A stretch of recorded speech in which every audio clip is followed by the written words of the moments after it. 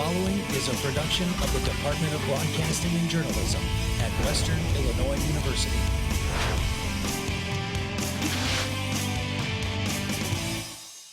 Live from Salee Hall in high definition. News 3 starts now. We're following developing news out of Belgium after an early morning terror attack at an airport that injured hundreds and killed 30. New developments on the suspects. That's later on in the program. Instead of saying no, I said, why don't we say yes? Now a local park is saying yes to accommodating more campers. And this is a site familiar to many in central Illinois, including residents of Good Hope. The town of 400 is one of many in the region damaged by several tornadoes last week, including the EF2 spanning 16 miles across McDonough and Fulton counties. That's right. A News 3 crew visited with people picking up debris in Good Hope. Here's our Jenna Brutleg. 1 week ago, around 6:30 p.m., people in our area were taking cover as the storm that hit 2 counties ravaged their homes. The National Weather Service says in all, 6 tornadoes were spawned by the storm. And there was actually like 3 of them, and they were like little fingers, and they were bouncing on the ground and coming towards us. Residents that were watching the storm quickly realized that it was time to get in the basement. But I noticed these leaves were not blowing that direction, they were going up. And at that point, after hearing the noise and watching the leaves start getting sucked upward, I ran in the house. Not even furniture was spared from being destroyed. A dresser hit our house and broke the siding. The tornado left a trail of broken boards and debris in the field next to Don Kime's home. You can tell the tornado path because it drug everything with it. And it strung across there for quite a long ways. I guess at least a couple miles. While this tornado was classified as significant on the EF scale, no injuries were reported. This video, it was captured by Dave Eden from Bushnell. Dave will join us tomorrow morning for Good Morning Macomb to talk about his wild experience filming the severe weather. WIU is holding the Public Safety Expo. It runs tomorrow from 10 a.m. to 2 p.m. in the East Arena of Western Hall. Illinois State Police, Macomb Police and Fire Departments, and others will be participating. Many events are scheduled, including a driving simulator and canine demonstrations. A lunch is being provided by Hy-Vee. 6 miles north of Macomb is a 1,200-acre park with hiking and biking trails, a 240-acre lake, and more than 100 campsites. And now, 4 new additions for campers to try. Spring Lake manager Ryan Hansen spoke to News 3 about how the park is becoming more accommodating for all types of campers. Ryan Hansen became the manager of Spring Lake Park a little over a year ago. During his past year, he has worked to make the park more friendly and open. Recently, Hansen came up with an idea to help out campers, who he says are the indoorsy type. Going to buy them? I grabbed a napkin one night and just started doodling. And then I looked at some other designs. Some friends of mine have little man cave cabins, so I went and looked at some of the things they had and kind of took the things that I liked and then just incorporated them into this design. This design he is talking about is a 240 square foot cabin, costing $10,000 each to build. But the unique thing about these 4 cabins is parts of them are made from the park's own resources. You know, every year we have big oak trees and walnut trees that die in the park. So instead of turning them into firewood, we took them up to Corsaw and had them mill them down, and then we turned that into flooring. The cabins will have a small kitchenette, a bunk, and a small living area. They are also heated and air conditioned. But the campers will have to experience some of the nature feeling by going to the shower house for a restroom. Outside there will be a deck with some patio furniture, a little raised fire pit so you can sit around at night overlooking the lake. Hansen also bought golf carts for campers to rent to get around the park. He is hoping this type of camping appeals to those who want to camp but also want a little more comfort of a home. Just a little bit more rustic cabin. Since the weather has been warmer, Spring Lake Park opened last weekend. 2 of the cabins are close to opening and are already rented out for the first weekend in April. If you would like to enjoy these wonderful cabins, you can make reservations by calling the park. 2 women have been arrested in connection to a burglary in Colchester. 27-year-old Samantha McLeish and 43-year-old Rebecca Root have been charged in connection with the crime. The McDonough County Sheriff says they broke into an unoccupied trailer on East 750th Street. Both women face charges of burglary and criminal damage. The 5th Ward Alderman position has been vacant for almost 2 months. At Monday night's City Council meeting, Mayor Mike Inman appointed Gail Carper for the position. She's been a local fixture in the community for nearly 40 years. She's been involved in both at Western with events and professional organizations on campus, but she's also been involved particularly in the arts. Carper is a retired professor from the Law Enforcement and Administration Department at Western. She will take office on April 4th. The state of Illinois is more than 9 months overdue on many of its bills, and estimates are the state's backlog may be understated. Comptroller Leslie Munger says that the state owes more than $7.5 billion in court order services, but Illinois reportedly owes an additional $1.5 billion in other signed contracts, and that $1.5 billion is MAP grant funding and other welfare programs. Munger told a state Senate committee the backlog of bills will likely top $10 billion by June 30th. That would be the end of a full fiscal year without a state budget. WIU is expecting an increase in transfer students for the next fall semester. Officials say the increase is expected from community colleges in the southern part of the state. Applications from this area are up 17%. Officials in the admissions office say despite the Illinois budget crisis, the university has taken measures to keep business as usual. For several years, we've been cutting back and being very fiscally responsible, which has helped us now that we don't have a state appropriation to make sure that we can provide services for our students, have classes, all of those things. Lytle said potential students have come in concerned about costs, and admissions tries to ease those worries with information about locked-in costs and tuition reduction. A WIU student is the winner of a national internship competition. Senior exercise science major and scuba diving minor Jocelyn Joseph is one of 2 students in the nation selected for competitive Dan Research internship program this summer. Those selected will work with other scuba diving experts. The Office of Registrar says 48 students are enrolled in the scuba diving minor. Still ahead, developing information on a deadly terror attack in the Belgium airport. That's right, investigators continue to find undetonated explosives and weapons, and Belgium officials now have a photo of the suspect. Plus, President Obama reacts to the attacks from his visit to Cuba, and other presidential candidates weigh in on the tragedy. I'm Danny Fry. The WIU women's basketball team thought they had spring break off. Instead, the Leathernecks would play to keep their season alive. The highlights and more later in sports. Hey, Devin. Hey, Danny. It's been a mixture of sun and clouds across the area today, and very windy today also. Take a look at our live webcam overlooking downtown Macomb right now. You can see the flags currently waving across the downtown square right now. Coming up, I'll let you know how long this warm weather will last and where we could possibly put in with some sleet and snow. Yes, snow after this.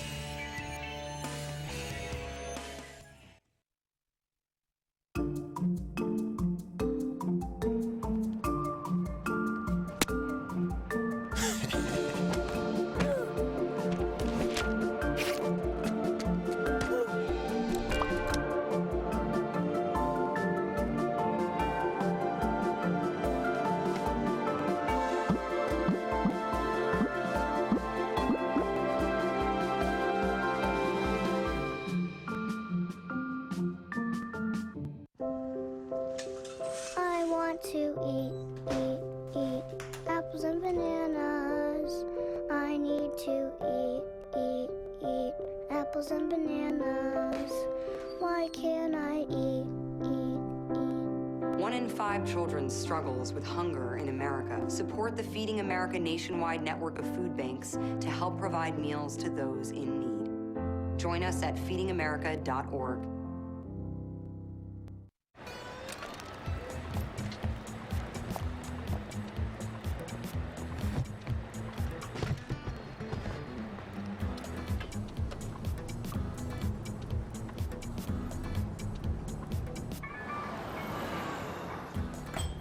It's a short ride from your neighborhood to your naturehood. To find a neighborhood park or green space near you, visit discovertheforest.org.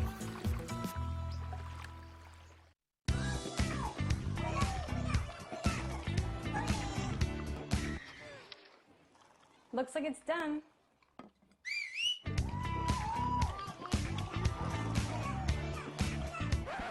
Don't let salmonella get funky with your chicken. On average, 1 in 6 Americans will get a foodborne illness this year. You can't see these microbes, but they might be there. So learn the right temperature to cook each type of meat. Keep your family safe at foodsafety.gov. Now from Macomb in high definition, you're watching Emily Manley, Megan Sanchez, Storm Team 3's 5-day outlook, and sports with Danny Fry. Live at 4 continues. Now still developing at this hour, Belgium officials have released photos of suspects involved in today's terror attacks in Brussels. This is a photo of the man Belgium officials are looking for. It was caught on airport surveillance cameras. CNN reports 34 people are dead and hundreds are injured. ISIS has since claimed responsibility for the attack. Police are still searching for other weapons and explosives. Major political figures continue to discuss the tragedy. President Obama spoke from Cuba, saying the nation's thoughts and prayers are with Belgium. Presidential frontrunners Hillary Clinton and Donald Trump have also shared their thoughts on their Twitter pages. Trump says the United States should stay vigilant and get tough. Hillary is advocating courage, saying the U.S. can't give in to fear. And in the wake of the attack, major cities around the U.S. have strengthened their security around airports and subways. New York, D.C., Los Angeles, and Miami have all taken added measure to ensure the public safety. Chicago has also taken measures including SWAT team and bomb-sniffing dogs. Chicago police say there are no imminent threat, but are taking the precautions as a matter of regular procedure. The Supreme Court declines to hear a lawsuit against the state of Colorado complaining about marijuana legalization. Nebraska and Oklahoma argued they are hurt by Colorado's relaxation of marijuana laws. They also claimed it undermines federal law. The two states claim Colorado's move to decriminalize certain uses of marijuana has increased trafficking into their states, and that, they say, costs them extra money in law enforcement. The justices voted 6-2 to send the case back to the lower court. And to look a little bit on the brighter side, temps topping 70 degrees today. But sadly, a cool down is sooner than most likely. Devin Biggs has our Storm Team 3 forecast next.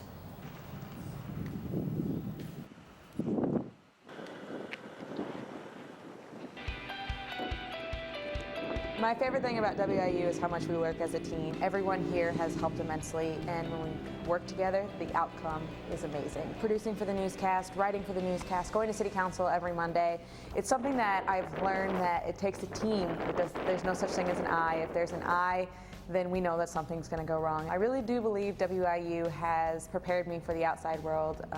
I can't wait to see where I end up. I have to thank everyone that has been involved. You know, Jasmine Creighton, she has managed to help me overcome that scary part. And the way that you have a great show is not the content that you have, it's the people who you work with. And here at WIU, I have had a chance to work with some excellent people. Hey, did you know that 2.4 million loving cats and dogs in shelters and rescues need our help to find a home? Go to theshelterpetproject.org and search your local shelters and rescues. Go for a cuddle with your next best friend. Adopt. You make me wear my bike helmet. Taught me never to run with scissors. And to follow the swimming rules. You tell me to stay away from drugs. To always buckle my seatbelt. So why do you keep a loaded gun in your drawer? How safe is that?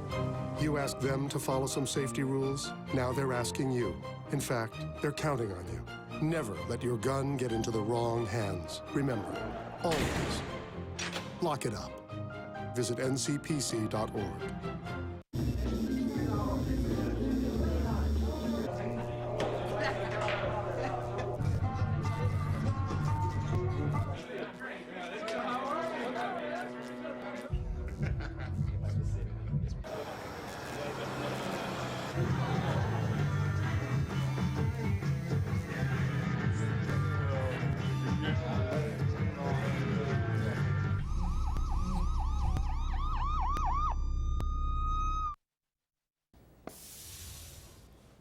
Welcome back to Live at 4. A look at our current temperatures right now shows 69 here in Macomb. It was 70 earlier, but the temperature has dropped off since then.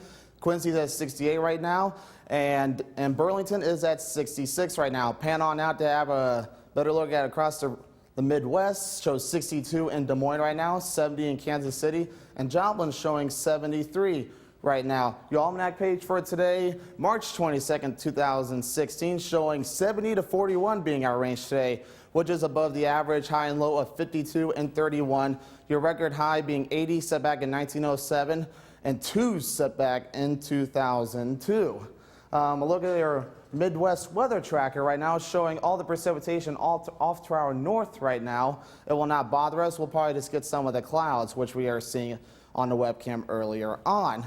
This is our severe chances map, and we are in the first category of severe weather for Wednesday, which is a marginal risk for severe weather. So nothing to get excited about. Just kind of pay attention. Maybe one of the thunderstorms tomorrow into tomorrow night could possibly turn strong to severe. Just keep an eye out. Nothing excited to get worried about. Tonight, your forecast is 53 in Davenport, 54 in St. Louis, and Kansas City at 60 degrees. Temperatures for tomorrow shows 58 in Davenport, 54 in Chicago, and Indianapolis at 55. And temperatures for tomorrow night as the cold front moves on through. Davenport cooling down to 34, Des Moines cooling to 37, Kansas City cooling to freezing at 33 degrees. So they'll be bundling up as the cold front moves through tomorrow night. Your forecast for tonight will be mostly cloudy with a low of 50 with the winds south. Actually, they'll still be gusting at 10 to 15 miles per hour, not 5 to 10. Your forecast for Wednesday, thunderstorms will be possible with a high of 62. With the south wind at 10 to 15 miles per hour, some of those strong storms, again, could get strong on Wednesday. And your NEWS3 exclusive 5-day forecast shows the big cool down. We could be missing with some sleet and snow on Thursday, so make sure to do not be surprised if you see some sleet and snow on Thursday, but it won't accumulate too much. But then we'll slowly warm up to 57 on Thursday. I don't like that you said snow. I'm sorry. Yeah, me either. I was just in Florida, so that's not what I want to hear. It's 70 degrees today. I don't like that. Yeah, it's the Midwest. What do you expect? Thanks, Devin. Now, a question during last week's storms that was the talk of the town was, why didn't the tornado sirens sound? They should have sounded, and that's what Mayor Mike Inman says. According to him, the answer of why not was an error.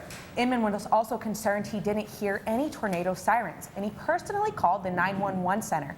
They said it was a miscommunication, and it will be addressed next week at the 911 board meeting to make sure it does not happen again. Thankfully, the closest confirmed tornado was several miles away, so very good that it didn't affect anybody here. I know, that would worry me too if I didn't hear the sirens. Agreed. They even went off in my hometown, which was 3 hours south. So, Danny, what do we have in sports today? We have a lot. It's officially spring, and sports are moving back outside, including Macomb High baseball and softball hitting the diamonds on Monday. Plus, postseason history made by the Western Illinois women's basketball team. All that and much more next on Live at 4.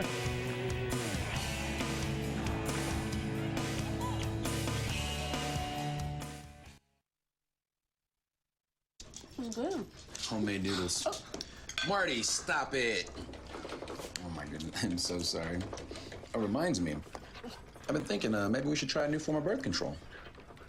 I heard about this one. It's called the IUD, intrauterine device. Or we could try the patch on your arm. Actually, I think that one goes in your butt. Bedsider.org has birth control information and a lot more. And it's... What do you think then? Arm or the butt? Hey, Hard, what's this? That's my resignation letter. You're resigning? Why? Because you're constantly ignoring me. You're half as active as you used to be, and you eat stuff like this. You've been putting me under a lot of pressure lately. That's why I'm ready to quit. I forgot. I'll do better. Please, don't quit on me. Okay, but remember, it's not what you say. It's what you do. Listen to your heart. Don't let it quit on you. Let's go for a walk. Uncontrolled high blood pressure could lead to a stroke, heart attack, or death. Get yours to a healthy range before it's too late.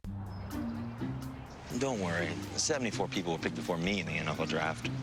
To fight childhood obesity, United Way and the NFL are helping kids play more. To donate or volunteer, go to unitedway.org/play60. Now I get it.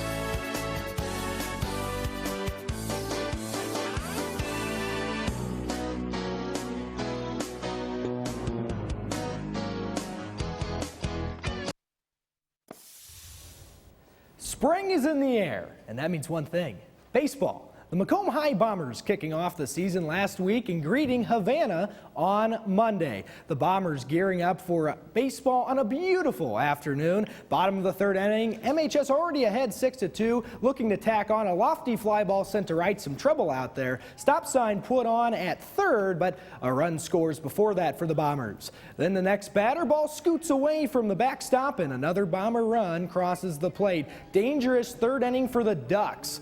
Lucas Van Adden, the leadoff man, of a shot to right. 2 more runs being waved in by head coach Brock Boehner, and at that point the game was well in hand for MHS. But Travis Ausberry wanted to put an exclamation point on it. 2-run blast over the left field fence. One of 2 homers on the day for MHS. Bombers cruise at home 16-3 in a 5-inning Mercy Rule ended contest.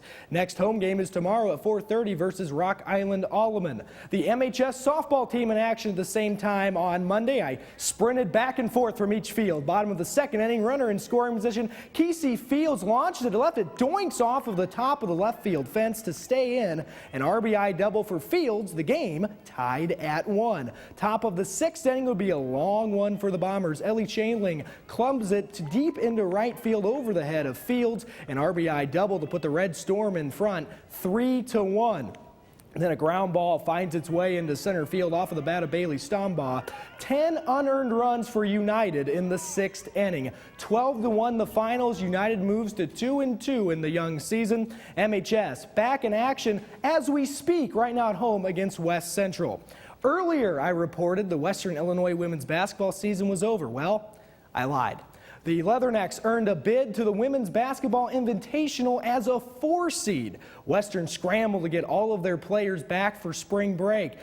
On Thursday night, it was an absolute thriller against Southern Illinois. First round of the WBI. Let's pick it up in the final minute of the 4th quarter. Michelle Maher gets a lucky hometown roll on the game-tying 3.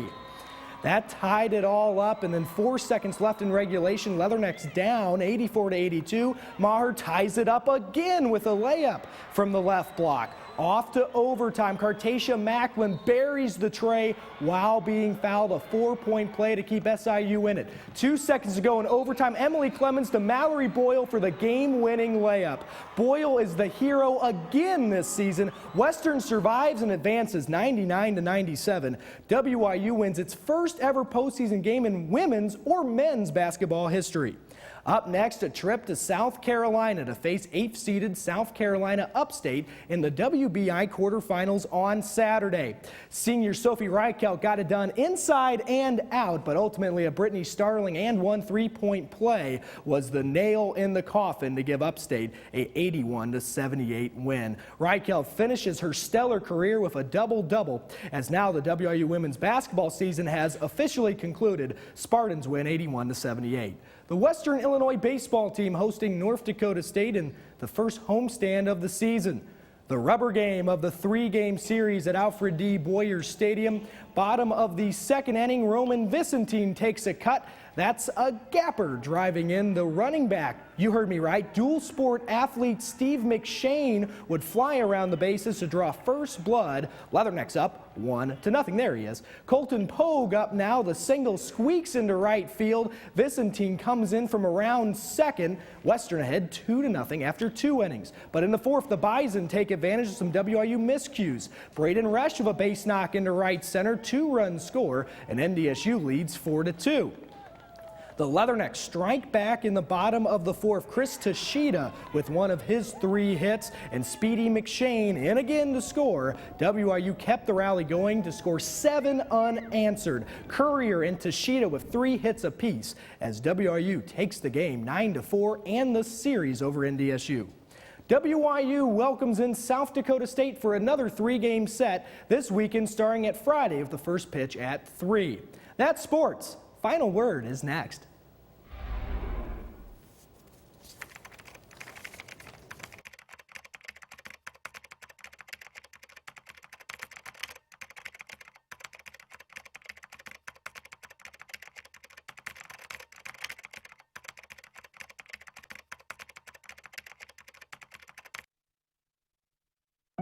They told me a bottle couldn't dream. that I would never become a superhero.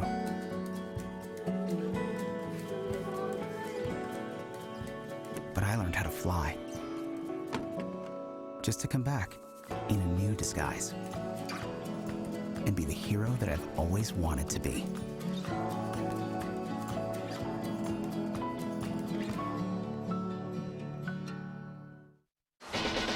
You can be a hero by being prepared for an emergency. First, make a plan. Call a family meeting to plan for things like how to connect with loved ones after an emergency or your escape route. I am not fast. Build a kit. When disaster strikes, it's important to have enough supplies to last 3 days. And don't forget the batteries. Low battery. Visit ready.gov/kids for more preparedness tips.